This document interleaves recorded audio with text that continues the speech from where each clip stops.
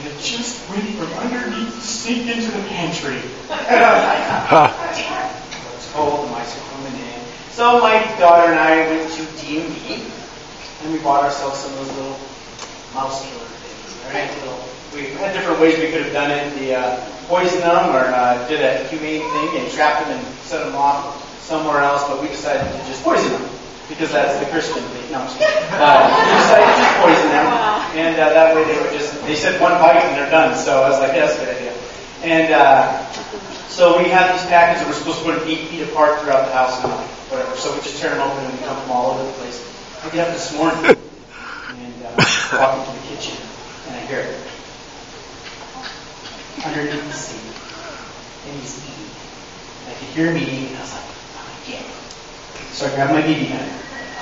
Oh, brother. That's how I normally try to kill him, with a BB gun. But anyway, I grabbed my BB gun and go to open the door. I'm like, no, I'm not going to shoot him. I'm going to let him die this way. And so I let him. He thought he was eating something pretty good. But it turns out it's going to be death to him and the rest of his friends and family. And you're like, that's not very nice.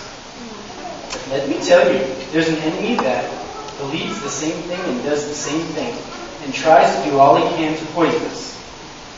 Get us to partake what we think is good and is right and is real, and in the end, it only hurts us.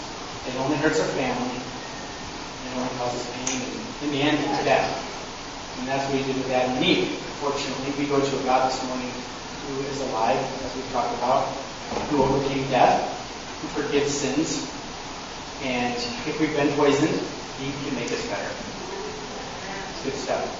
So whatever's ailing you this morning, whatever's on your mind, whatever stresses you out, whatever sins you've committed, whatever wrong you've done, know that his arms are wide open, his big smile, and he's like, I just want to talk to you. And so we're going to do that right now. So I invite you to bow your heads. Father in heaven, I'm reminded that you say, if the Son of Man be lifted up, all men will draw unto him. And you referenced that snake a long time ago, what Moses had in the wilderness. And though the people were still continually bitten, if they looked on you, they'd be saved. And so this morning we just look on you. And say, do whatever you want in our lives. Forgive us. Give us hope. Get us out of the pit of mud that we may be stuck in.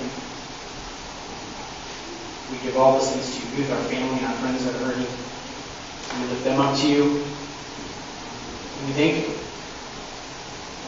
We thank you for your goodness, your kindness, your faithfulness when we are not faithful at all. God, that we can come to you, that you're here, and you are willing to do more than we can think to even ask this morning. You're mighty, you're wonderful, we praise you, Lord. And that's what we're saying. Give us a million reasons, really 2,000, of why, what you've done for us. Help us to think upon those things today, why we're here, why we're in the line. And we give you the praise in Jesus' name.